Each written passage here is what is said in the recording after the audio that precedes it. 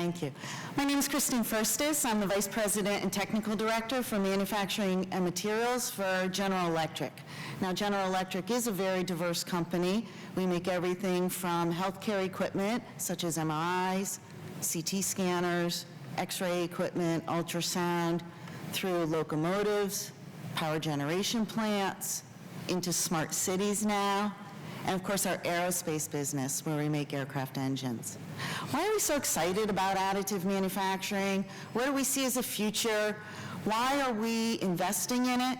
And very importantly, why do we think that there is a unique opportunity for the United States right now? There's a unique opportunity for our youth, for our educational institutes, for institutes such as CMU and America Makes, to really drive this in a way like no others. Well, just to follow up on what Neil said, why are we talking about something that was invented 35, 40 years ago? You know, were we asleep? Did we not recognize it? What's happening? Well, the reason that we see such a change now and why additive manufacturing, 3D printing, is so exciting is it truly is in a sweet spot of the digital and physical world. So let's think about what's going on in manufacturing. We're using more and more equipment like lasers. We're using computers. We're using visualization. And this is across all of manufacturing. And the US right now is a leader with our maker movement. We're trying new things. We're putting in new materials. We're exploring in ways like never before. You add on to that the burst in the industrial internet. Now, the internet's been around for a while. What's going on?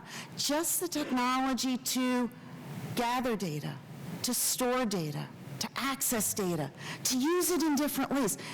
Additive manufacturing is the convergence of those two.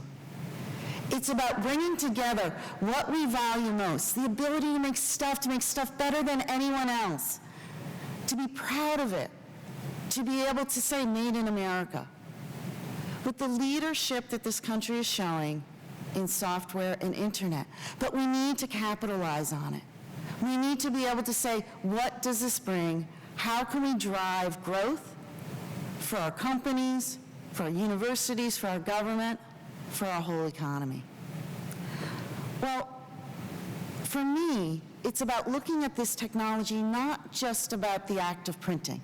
Now, you're going to see a lot of great examples. We have the car here from Local Motors, thank you. We have lots of different materials you'll see. You'll see plastics, you'll see some metals, you'll see some high-performance plastics. But additive manufacturing is not just about the printing process.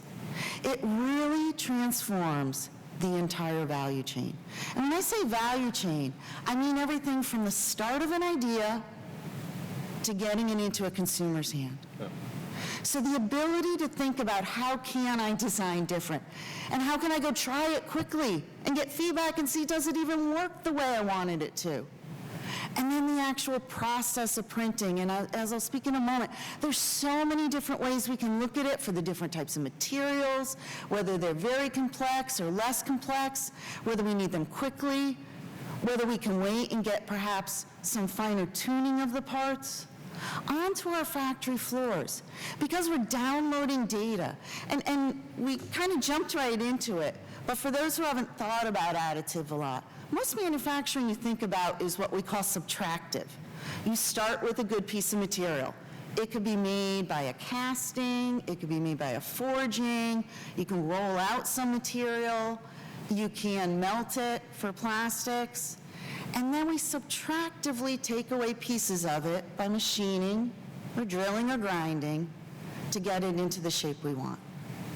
What we're doing in additive manufacturing, the reason why companies like General Electric with so many different types of products and materials, we always refer to it as additive because we don't always print. But what we're always doing in additive is we're taking material and putting it just exactly where we want it, layer by layer by layer. So when you think about starting with something flat and then building it up, you can get different shapes. You can do, Ed showed, you can be able to make parts that turn inside each other. We hope that someday we'll be better at combining different materials into the same part.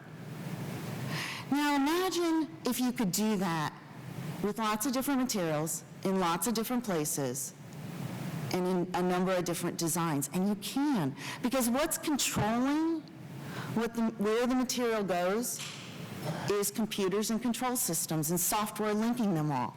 Taking the design that someone thought of in their head, put into a computer-aided design package, and then load it into a machine to tell it where to put material and where to leave space. That transforms the whole way we think about flow on factory floors, because you don't have to set up tooling every day. You don't have to change out. You don't have to train the operators in the exact precise part, but rather in the process. So while there's still lots of gaps, there's so many opportunities to think about our factories different. Where are they? Can we get them in more communities? Can we do distributed manufacturing? And then just the way we feed those factories, the types of materials, the types of machines, the types of ways we service, it transforms that entire value chain. So let me just give a couple of examples. I mentioned that we call it additive because we're using different materials and different ways of processing. So here's 3 ways that you can process in additive, and there's many, many more.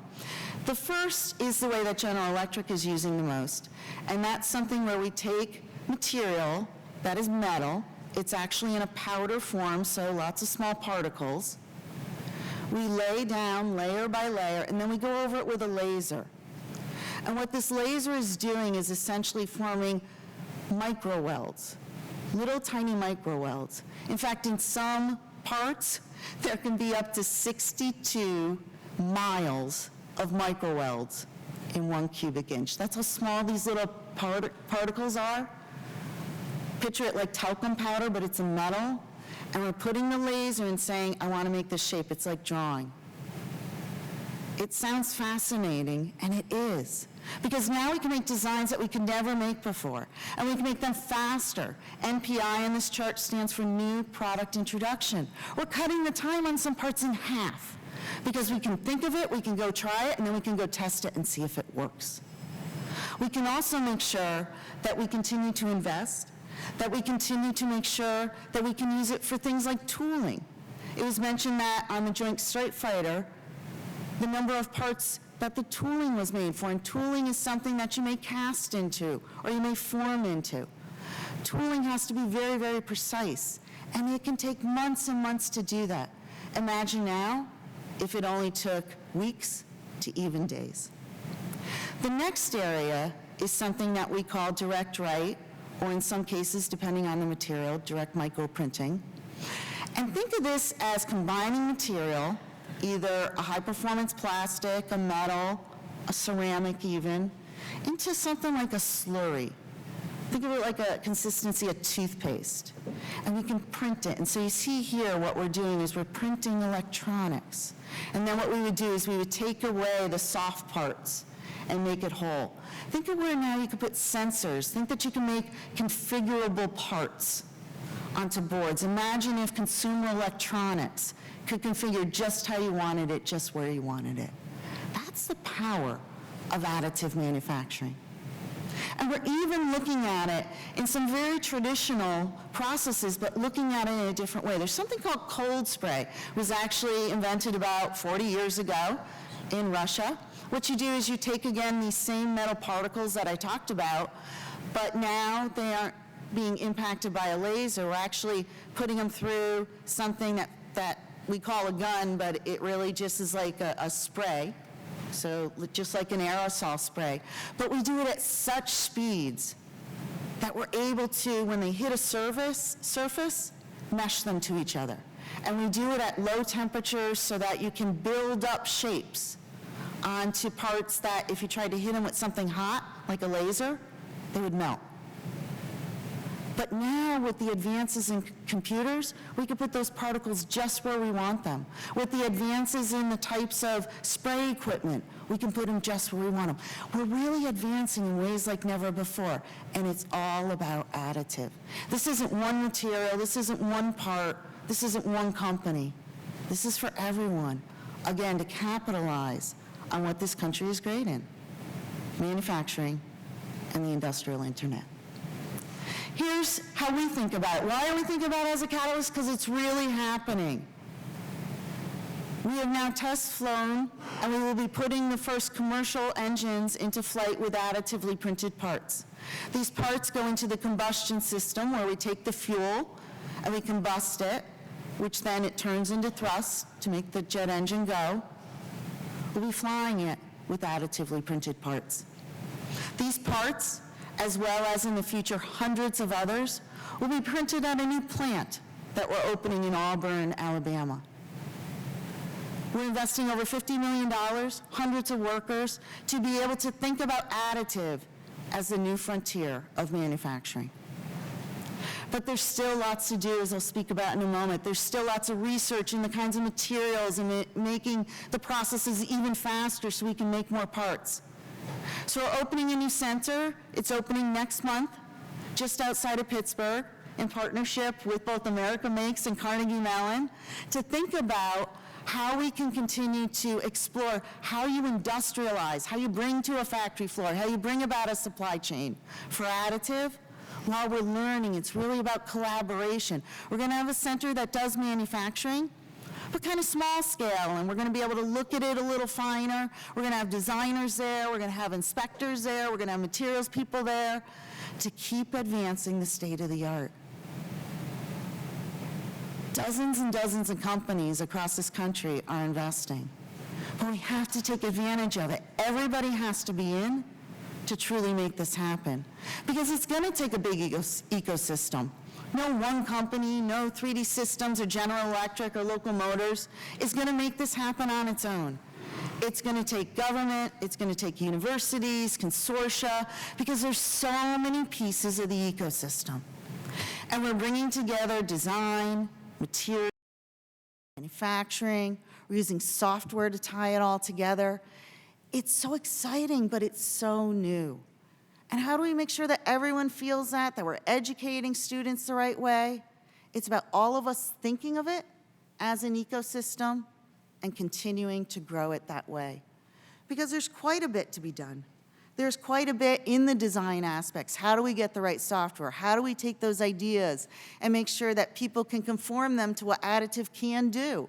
Take advantage of all the great processes, all the great opportunities and complexity, and combine that with materials that are made specifically for additive so that they flow faster, they form faster, and then look at our machines, make them robust, make sure they have good control systems to be able to get the same part every time off of every machine.